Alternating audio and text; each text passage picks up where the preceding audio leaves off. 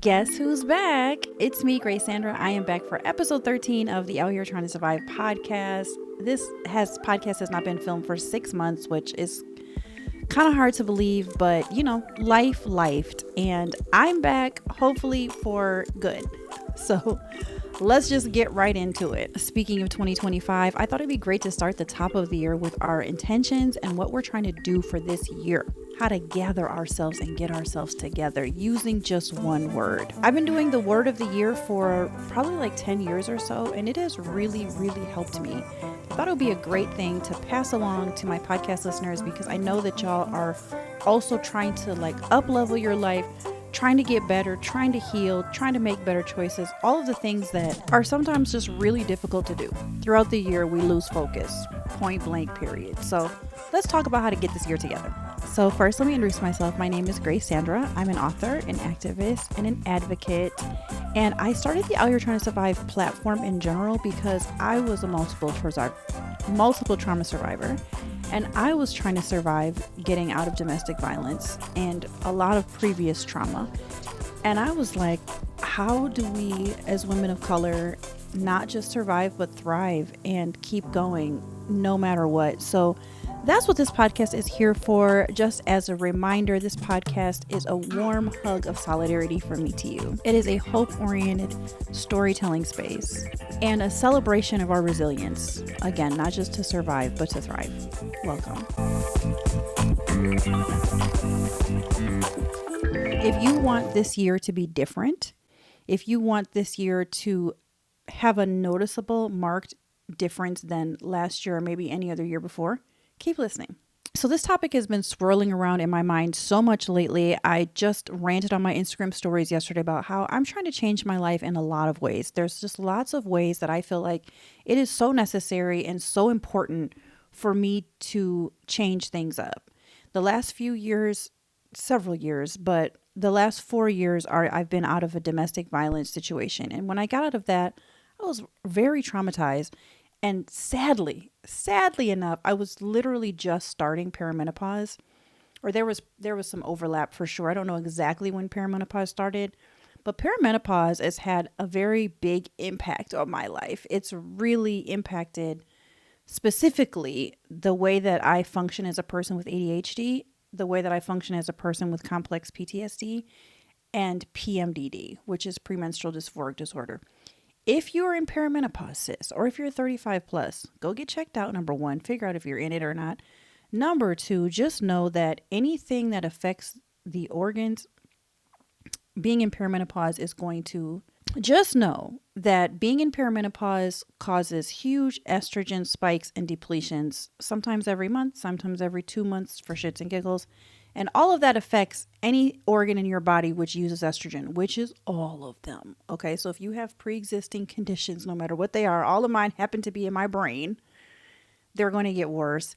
And as things have gotten worse with perimenopause over these last few years, it's just gotten so almost intolerably insufferable and impossible to live a normal life, I guess.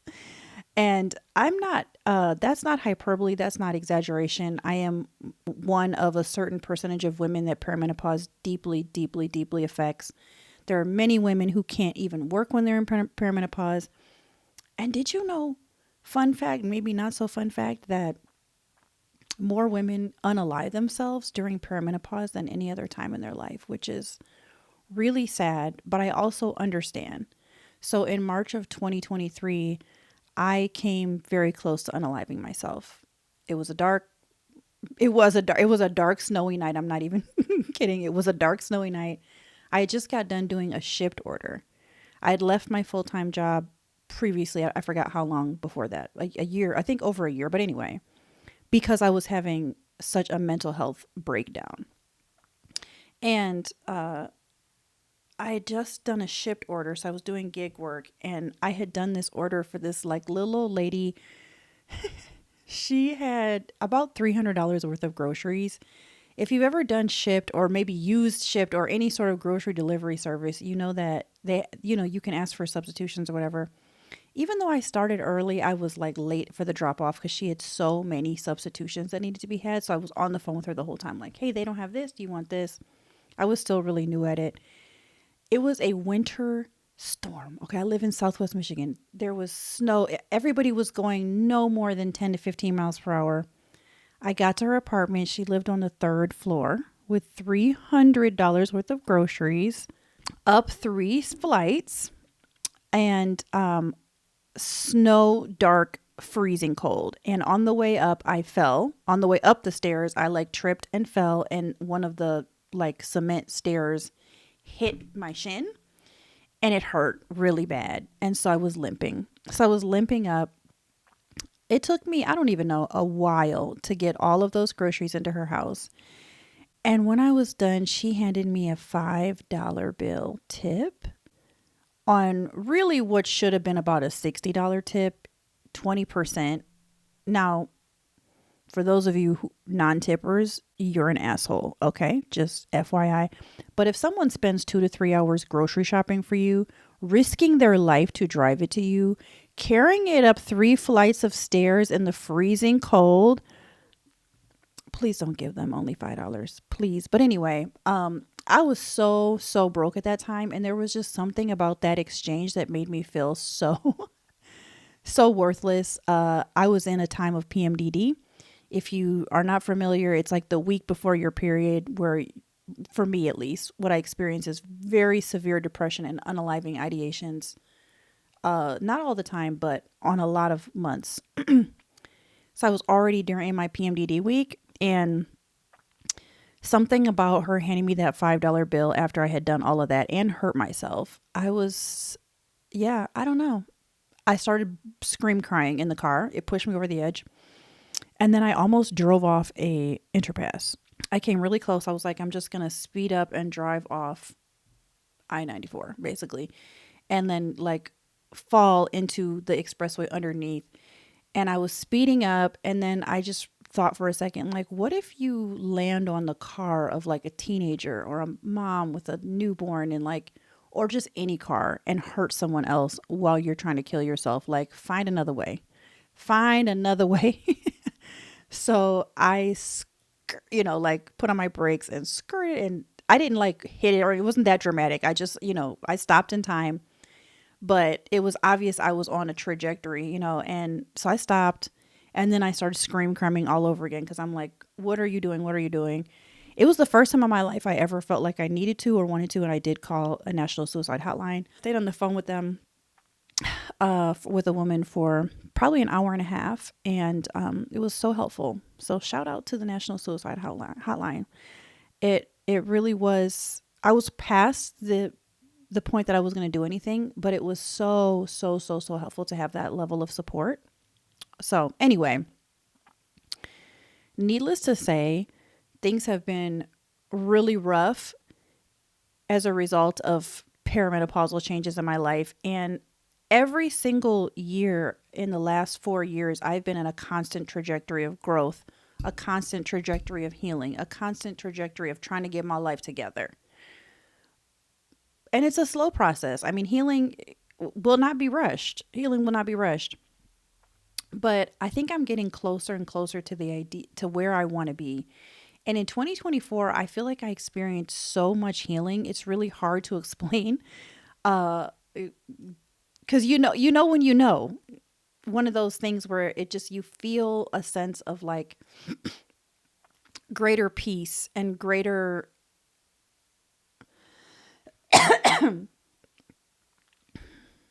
gratitude, and just a sense of stability, a sense of knowing myself. And I wanted to tell you just one little hack that I've used all along that has really helped me to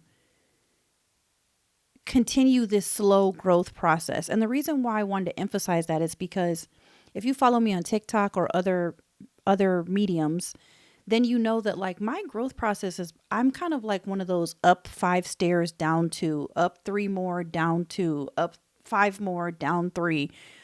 Like my healing process has always been a little bit messy. It's always been somewhat discombobulated, or maybe that's how healing is. Maybe that's just how it is. But in whatever the case may be, I've never really been out here like night and day, like, oh, I'm healed now. It's always been just this real, what has felt like very tumultuous journey. But I can tell you that 2025, I'm starting this year off. Today is January. I don't even know. I don't even know. My watch won't tell me right now. Today is January 13th, and I'm in a much better place than I was on this day last year. And that on this day last year, I was in a much better place than I was on this day in 2023. And on this day in 2022, like, it's just getting better and better. And as a matter of fact, in January of 2020, I literally had a full-fledged mental health crisis breakdown where I couldn't work, couldn't take care of myself, wasn't eating. It was while I was trying to escape the domestic violence situation I was in. I was very severely trauma bonded. Y'all, that was January of 2020. You know, it's January of 2025. It does not feel like it was that long ago that I was in the worst position I've ever been in. It was ongoing, horrific pain.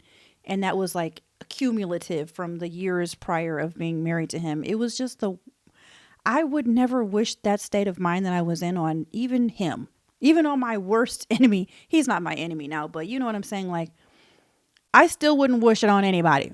I've been healing, and I've had so many steps back that sometimes I have to remind myself, like, you're not perfect. You have been healing. You're doing the work. You're reading the books. You're doing the meditation. You're taking chances. You're doing what you need to do. I just want to put that out there for you if you're someone that you feel like, I'm trying. Is it going anywhere? But also don't forget, y'all, that the way that society makes it look like, oh, you're okay now, you're healed now, is one, just by having money. Like, somehow if you have money, like, oh, okay, you're fine now. Especially if you went from not having some to having some. People are like, oh, yeah, everything's good now. You got money now. That is not an indicator of healing. Okay, that is not in some ways it can be, like, because your life leveled up. So yes, but like that in and of itself is not an indication that you have healed. And the reason why I'm hitting on that so hard is because as I have been going through things, I'm like, why isn't money following my healing? Like, maybe I'm not healing. Maybe I'm not surviving. Maybe I'm not thriving because I'm not wealthy. And I actually had to, at some point, like, sit myself down and be like, girl, chill the fuck out on that. Like, you being wealthy is not an indication that you have arrived. That is just society's measure of success. But what is your measure of success? What is telling you, I feel good about me and who I am? And I realized for me, that was staying true to my values, staying true to my principles, being who I am fully, no matter where I am. That was being the mother that I want to be, being a good mother, an attentive and intentional mother. For me, it's meant being who I want to be in the world, like treating other people the way I want to be treated. It's meant not returning evil to those who've done evil to me, and other things. There's just a lot of values that I hold really dear that are to me a sign of my success. And it's helped me see, like, girl, you are not as bad off as you think you are just because you be getting depressed every month. Like, this is hormonal. It's symptomatic. It's not anything that I would want or desire. And in fact, have been actively trying to do everything possible to heal from. And some things like perimenopause, it's not like the common cold. It's not like you just take a Dayquil and the next day you feel better. Okay. So there's a lot to deal with. And perimenopause obviously looks different for every woman. So anyway, I'm just hitting on that because that has so significantly impacted my life. And I've realized that in the past 4 years, particularly, that I've been, for most of those years, single and on my own, really honestly and truly for the first time, because I got married really young and I moved directly from living with my mom to my first husband's house. I never really lived on my own. There was only a short amount of time in between me getting married the first time and the second time, and I didn't do that great. So trying to figure that out with 3 kids and a boatload of trauma and then adding on the perimenopause, adding on these existing conditions that have made it really hard for me to function, to, like I said, be somewhat normal, to maintain a job, to get like anxiety and things under control. Shit's been hard, okay? It's been hard and damn near unbearable. So when I say that I'm trying to do things every year to make sure that the next year is better, I mean that shit. Okay, I mean that shit. Like, I am trying really, really, really hard. I get an A+ for motherfucking effort, y'all. I get an A for effort because I've been trying.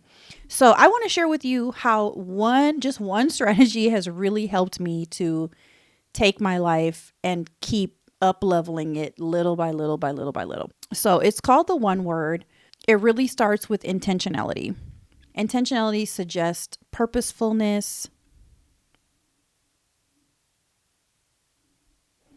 and very deliberate action. So I'm not sure who started the one word, but the one word phenomena is something that you can do where you basically pick one word to guide your entire year. This can be in addition to New Year's resolutions. This can be in addition to, your goals for the year or whatever. But it's basically just a sense of like, who do I want to be? What do I want to celebrate? What do I want to have or live or feel in 2025? If you read Shonda Rhimes' book, I think it's called The Year of Yes. That was her year where her word was yes, where she literally was going to say yes to basically almost everything. That's a great book, by the way. I highly suggest it. I will put the link in the show notes. So I have chosen a word since I think the first year that I did this was 2013. And what you do is every month you kind of check in with yourself, whether you're using a guided planner or digital planner or whatever, and ask yourself, like, how did I embody that word that I chose for the year? And how can I continue to embody that word even more? So the first time I did it, my first word ever that I ever chose, because I remember I was so excited about it. I think it was 2013 or 2014. My word was establish, because I felt like there were so many things that I wanted to just get fully established in the full sense of that word.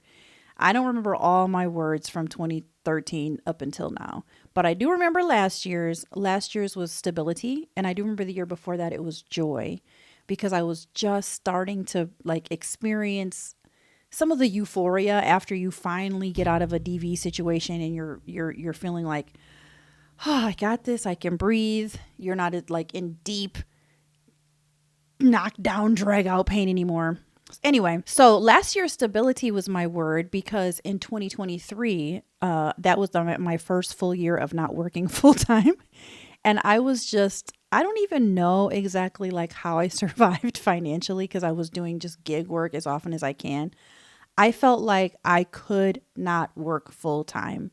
The way that I was having anxiety, the way that I was losing 5 to 10 days a month in like deep, dark depression. And 2023 was also the year I lost my mom. And I went into some real significant grief. But anyway, and so for 2024, I wanted stability, particularly financially. And so I was like, that's what I'm going to focus on all year, is how do I get myself completely stable? That's the most important thing. And so I went back to school. I started a grad program. I'm in a master's degree at Arizona State University. But anyway, but there was lots of other things I did. And that included the word that you pick. It should feel like it fits with all areas of your life, with your kids, if you have some, if with dating, with your partner, if you have one, with your home life, like basically the wheel of life, I think it's called the life wheel, or the wheel of life thing, where you can like rate all the areas of your life. Like, you want to be able to look at that and see that your word can apply to all those areas and it really fits. Your word could be yes, it could be no, it could be, like I said, joy, establish, stability. Like, your word could be compassion, it could be kindness, it could be fierce, whatever the word might be. Make sure it applies to all areas of your life. So there were dating situations I was in last year and I was just like, this doesn't add to my stability. So no, and there were ways I tried a lot last year to get our home more in order. I'm a constant clutterer. I'm a clutterful person. I know that's not a word, but Your girl deals with clutter, okay? I was trying really hard. I did tail off towards the end of the year, especially after Thanksgiving. Like, yeah. But the point is, for the majority of the year, I was thinking about my word. I was trying to apply that word. How does that word apply to right now? And when I came up with my word for this year, for 2025, it was really cool because I just started thinking about it, and I basically said a little prayer like, God, will you give me my word for 2025? What should I embody? What should I be in 2025? And the funny thing is well, this is not the funny thing. I'll tell you that in a second. But what had happened was, I had a dream one night, and in the dream, somebody said to me, "Oh, your word for 2025 is freedom." And I was like, "Oh, okay." And then I woke up and I remembered the dream, and I was like, "Yes, that's it." Now, here's the funny part. When I had that dream, I was literally considering starting an OnlyFans, and I'm only laughing because here's the thing. I'm very body positive. I'm very sex positive. Sex work is as old as Jesus, older than Jesus. And the thing is if there was no demand for sex work, there would be no need to do it. But there is a demand, and there's always been a demand. And men can try to shame us all they want for sex work, but they're the ones that pay for it largely. So I really don't want to hear it. But anyway, so I was like, yeah, I think I'm going to do OnlyFans because of the money, because of my money situation, my financial situation. So I was like, okay. And then, so it was just like, I had a couple days where I was really thinking about this. Like, could you really do this? And thinking about what could I do so it's not something that I would, like, how could I do OnlyFans in a way that felt still true to me, but didn't do too much, if you know what I'm saying. Then I went to bed at some point, 2 nights, 3 nights later, and had the dream, right, about the word. And then I started it. I still kind of can't believe I did this. I started the OnlyFans, and I put up 2 pictures. I told just a couple of friends who I knew would be interested in it. I got 2 subscribers. And then like, I think 3 days later, I was like, yeah, I'm done with this. I can't do this. I just did just a tiny bit of research on what you'd have to do to actually make like a living on OnlyFans, and realize like, there is no way I want a digital footprint of my booty hole out there. Like, just no. It's not who I am, but I can say that I tried at least. But I was just like, but this is just an example of like how I was ready to embrace freedom. I was like, whatever freedom is, I'm getting ready to embrace it fully. So when I think about 2025, I am considering, how can I embrace freedom in every single way? I want spiritual freedom. I want financial freedom. I want freedom from these mental health issues that I have had and really struggled with. I want freedom from the things that have held me back. I want freedom from limiting beliefs. I just want to feel free. And for me right now, like, I don't feel free in certain areas that are really bothering me. One is financially. That's really, really bothering me, that I'm at the age that I am and struggling the way that I am. That's the first one. The second one is where I live at. I'm kind of stuck here because I co-parent with my ex-husbands, and my kids are in school here. They're happy here. We're not trying to move them out of the city that they've been raised in. And, I have a child who goes to college here. I have a 4th grader who, goes here. And on top of all of that, my kids can go to college for free because of the schools they go to. So we kind of want to keep them in these schools. But I feel very trapped here. And it's Southwest Michigan. It's cold. It's snowy. I know I have seasonal affect. Okay. I know I need the sun. But because of the financial shit, I can't even pop off and go to Miami for a weekend when I just know I need the sun. There's just all sorts of things that I feel like I'm not free enough for me to live the thriving life. Like, am I surviving? Yes. Is my mental health getting better? It is getting better. I can tell my mental health is getting better, and it's exciting. Honestly, it's so exciting to see some of these changes I've been making, like working out more, like getting my heart thumping more. I've changed up my medicines a little bit. I started a big, giant, convoluted, large routine with supplements. Okay, my supplements game is strong now. And let me know if you're interested in that, because maybe I could talk about supplements for an episode. But my point is, y'all, is I've been out here like, girl, you got to do what you got to fucking do to get some mental freedom. Because if you don't know what it's like to live with ADHD that's worse because of perimenopause, with PMDD that's worse because of perimenopause, the ADHD, I don't know how anyone who has it like as bad as I have as a result of perimenopause, I don't know how they function at all in the world, because I can't. I have I ain't been functioning as a result of ADHD, y'all. I don't even know. Anyway, I had it my whole life. Now it's very obvious to me, but it's got worse when I hit perimenopause. And I thought it was just because I was in domestic violence, and the trauma was so severe. Like it was so hard on me. That's the hardest thing I've ever been through. But I think part of that was because I was in perimenopause, and it was just like, let's fuck everything up anyway, regardless of what your current life circumstances are.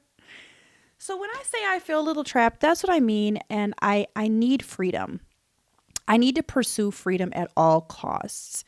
And that's the tip I'm on. So as you think about your word, think about what really would ring your bells right now. Like, what would make you feel so good? What would make you feel like, if I could change this thing about my life, or develop this thing about my life, or if this thing could happen, or whatever it is. I'm not even talking about financially, like even if it's like your mental health or anything, or if it was your boobs getting bigger. I mean, I don't care. Whatever it is that you feel like, this would make me feel really happy if I were to have a baby, or if you really want a partner, or you really want to leave your partner. Sit down and write out a list of all of the things that you feel like this would make 2025 feel so good. A great question that I like to ask myself is, at the end of this year, what would have had to have happened? That's such a weird combination of words. What would have had to have happened for me to feel like I'm so proud of myself? I ended 2025 and I did this blank thing. I pursued this blank thing. I made it about this blank thing, or whatever. Ask yourself those questions. That has really, really helped me. And at the end of the year, my questions are about my word. So at the end of 2024, my questions that I journaled to myself was, how did I pursue stability in 2024? Girl, I had a long ass list. And I felt so proud of myself. I felt so fucking proud of myself. And I was like, girl, look at you. Like, do y'all know how many times I wanted to unalive myself in 2024? On a serious tip, it was way less than 2023. And it was 2022 was less than that.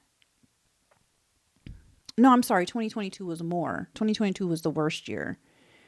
And 2023 was really hard. It was really, really, really hard. I think after my like slight attempt, things changed. But anyway, my point is, this 2024, I think it was probably only like in a serious way, maybe once or twice, as compared to the previous years where it was like once a month. There was a 16th month stretch where it was once a month for 16 months in a row, increasing in time from like 5 seconds ideation to 2 minutes to 5 minutes to 8 minutes to 12 minutes to an hour to 6 hours. And then the day that I almost did it was, I think I was going on 10 hours of ideations, which is a long time to fight wanting to not be alive. For those of you who've had ideations like that, it's the deepest, darkest shit. I understand now and have a lot of mercy and grace for people who do it. It's hard. But my point is, I think in all of 2024, I think I maybe only had one serious ideation, maybe two, if I can recall correctly. But the list of things that I did to facilitate getting better was so long.